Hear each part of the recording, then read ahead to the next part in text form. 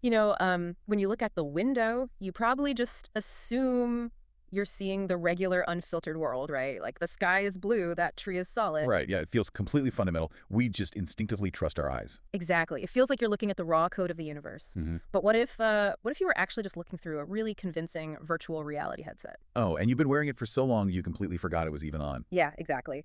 So today we are pulling from a really fascinating stack of sources for this deep dive. It's a deeply speculative essay, and it weaves together academic papers on physics, evolutionary biology, and theology. Which is a wild It mix. really is. And we're just acting as your tour guides today through this massive thought experiment. We are not endorsing this as ultimate truth by any means, just, exploring a wild attempt to unify some very different fields. Yeah, and the foundation of this whole thought experiment really relies on cognitive scientist Donald Hoffman.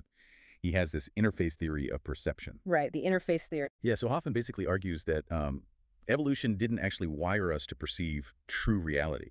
Instead, it wired us to perceive whatever maximizes our fitness and survival. So space-time itself isn't like a base reality of the universe. It's literally just a survival-driven user interface. Exactly. So experiencing space-time is essentially like looking at a computer desktop. Like when you want to find a document, you click a helpful little blue folder icon. You aren't seeing the incomprehensible raw binary code. Right. Or the physical magnetic flips happening inside the hard drive. Because if you had to process all of that, you'd never get any work done. Yeah, that's the exact mechanism at play here. The icon is super useful, but it just isn't the reality itself. Now, the essay takes this concept that space-time is just an interface, and it uses it to completely rewrite how we view the biblical story of the fall. Okay, wait, hold on. I'm struggling with this jump a bit. If we're talking about cognitive science and physics, how do we suddenly bridge that to a theological concept like the Garden of Eden? Well, I know, it sounds like mixing oil and water. But the text uses ideas from theologian Chuck Missler to frame the fall, not as a physical exile from, like, a geographical garden, but as an ontological drop. An ontological drop, meaning it wasn't a change in location, it was a change in humanity's very state of being. Precisely. Think of it like a fully three-dimensional object being violently flattened into a two-dimensional drawing. Oh, wow. Yeah. So humanity basically went from a timeless, higher dimensional state into the highly constrained, lower dimensional space-time interface we experience now. Okay, so if we unpack that, and if that premise holds up, does that mean things like entropy, biological decay, and even death aren't actually natural features of existence? Right. The implication is huge. Are they simply the symptoms of information loss caused by, dropping down into this lower dimension? That's exactly it. And the essay leans into high-energy physics to support this, because in certain models, when scientists try to combine quantum mechanics with gravity, the variable for time completely drops out of the equations. Wait, really? Time just disappears. Yeah, it completely vanishes. It suggests time isn't a base ingredient of the universe at all, but something that emerges later.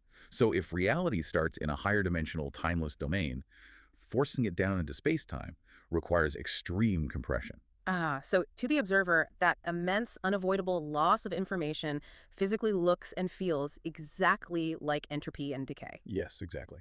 But okay, if we're living in this flattened, decaying reality, how does that explain something as complex as human evolution? Because we usually think of evolution as like building complexity upward, right? Not losing information downward. And that is exactly where the text brings in biological theory, specifically Rupert Sheldrake's concept of morphic resonance. Okay, morphic resonance. Yeah, Sheldrake proposes that biological forms actually draw from non-local shared memory fields.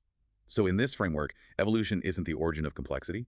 Evolution is just biology trying to resonate with those lost templates. Like it's trying to remember its original higher dimensional blueprint while trapped in a lower dimension. Yeah. Here's where it gets really interesting for me. Is it basically the universe trying to stream a pristine 4K movie on a terrible dial-up connection, just frantically piecing together whatever fragments of that lost blueprint it can actually download? That is such a perfect analogy. That captures the mechanism perfectly. And to explain how that downloading process works, you actually have to factor in physicist John Wheeler's participatory universe. The idea that the act of observation isn't passive. Exactly, yeah. Yeah. Wheeler proposed that it retroactively shapes reality. Because we observe the universe from a limited, constrained state, our very act of looking forces the universe to collapse into those constraints. Which actively carves out our evolutionary history. You got it. So what does this massive synthesis mean for you listening? I mean, the ultimate takeaway here is that creation and evolution are no longer enemies in this framework. Right, they're just different levels of the exact same system. Creation represents the complete, high-dimensional, informational reality. While evolution is simply the constrained way that information is expressed and unpacked within our specific perceptual interface. Exactly. It completely flips how you look at the world. It really does. And it leaves us with one final, haunting idea to mull over. If our acts of observation actively construct and lock in the constraints of this lower dimensional reality, Yeah. what would happen if human consciousness fundamentally changed how it observes the universe? Like, if we stop taking the desktop icons so literally, Mhm. could we eventually perceive our way out of the space-time interface altogether? That is definitely something to think about the next time you look out that window.